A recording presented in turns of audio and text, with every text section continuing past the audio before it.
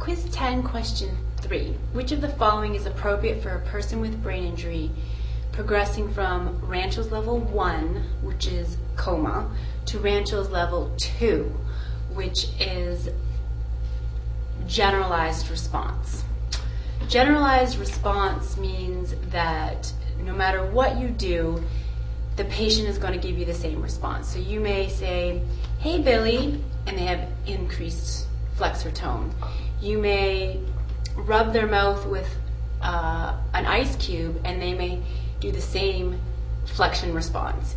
You may passively range their lower extremities and they do this. You may pinch them and they do this. So regardless of the stimulation, they have a generalized response. The response is not specific to the stimuli. Rancho's 3, it changes. The response is specific to the stimuli.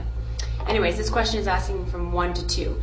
From 1 and 2, your focus is on coma stimulation, so you're trying to wake them up, increase their arousal, increase their level of consciousness. So the correct answer was use of scents and music for stimulation. So you may be wafting pleasant odors like coffee beans, and then unpleasant odors like ammonia, and looking for a response. So whether they look, give me more, or I don't like that. That would be a sign that they're actually moving into Rancho's 3. There are other answers that probably could have been argued, with the exception of A, MAD activities for active assisted exercises. That would absolutely be inappropriate. This person would never be able to follow any kind of command to be able to participate in any kind of active exercises. You could argue that the use of a tilt table may be appropriate. It would help to increase their level of alertness. But again, this question was looking for the coma stim answer. And the third one, passive range of motion in a quiet room with no stimulations. Persons at this level do not respond.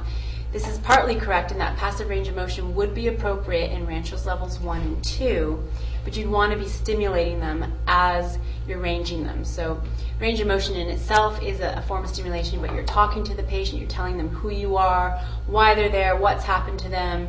You may be playing music.